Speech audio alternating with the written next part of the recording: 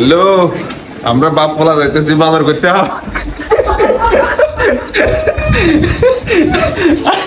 আজকে হয়ে যাবো বাপ পোলা সেরা ব্লগ।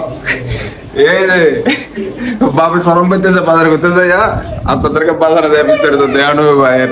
ছোটবেলায় বাবা আমাদেরকে বাজারে নিয়ে যেত, আর আমরা বড় হয়ে এখন বাবাকে বাজারে নিয়ে যাচ্ছি। বাজারের সম্পর্কটা এক, কিন্তু পার্থক্যটা অনেক। কারণ ছোটবেলায় যে ছেলেটিকে বাবা হাত ধরে বাজারে নিয়ে যেত, সেই ছেলেটি আজ বাবা। বাবা বয়সকালে হয়ে যায় ছেলে, ছেলে হয়ে যায় বাবা। তো বাবা আমাদেরকে ছোটবেলায় নিজের হাতে ধরে বাজারে নিয়ে যেত, আমাদেরকে বাজার করে বাজারের বেস্ট পণ্যটাই এনে দেওয়ার চেষ্টা করত। কিন্তু বর্তমানে এই ভেজালের দুনিয়ায় বাবা বাজার নিয়ে বড়ই হতাশ। বাজারে গিয়ে বাবা মোটেও সন্তুষ্ট নয়, কারণ ভেজালের এই পণ্য দ্রব্যাদি বাবা কিনতেই চায় না। যাই হোক, বেঁচে থাকার তাগিদে খেতে তো হবেই। তো আমাদের এই ভেজালের ভিড়ে যা কেনাকাটার প্রয়োজন ছিল সবকিছু করেই আমরা রওনা দিয়ে দিলাম বাসার উদ্দেশ্যে। ছেলের বাজার করা শেষ, এখন আমরা যাচ্ছি বাসার দিকে। এই যে আমার বাপ,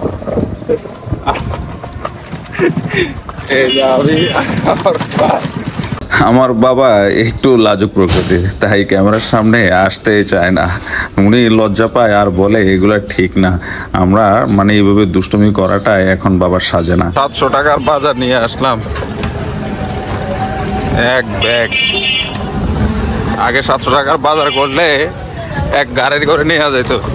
বাপের খুব আফসোস, আমার বাবার খুব আফসোস। কি কই যাবেন আপনি শেভ করতে? আপনার এই বয়সে আপনার শেভের দরকার কি? বাপের ছেলে তারই বড়, বাপে যাবো শেভ করতে, তারই ছেলের বড়। আপনারাই বলেন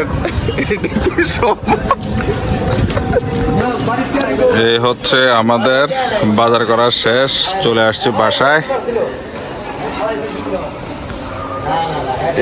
এই বাজারের ব্যাগ আপনারা কমেন্ট করে জানাই দেবেন আমাদের বাপ ছেলের ব্লগটা কেমন হয়েছে, বাজার করাটা কেমন হয়েছে। আমাদের বাপ ছেলের ভিডিও আরো চান কিনা সেটাও কমেন্ট করে জানাই দেবেন। দেখা হবে পরবর্তী কোনো ভিডিওতে। আল্লাহ হাফেজ। আল্লাহ হাফেজ বলে বিদায় নিচ্ছে ঠিক, কিন্তু আমার বাবা খুবই হতাশ, খুবই মন খারাপ। তাকে কেন এই বুড়ো বয়সে তার দাড়ি শেভ করতে দিলাম না?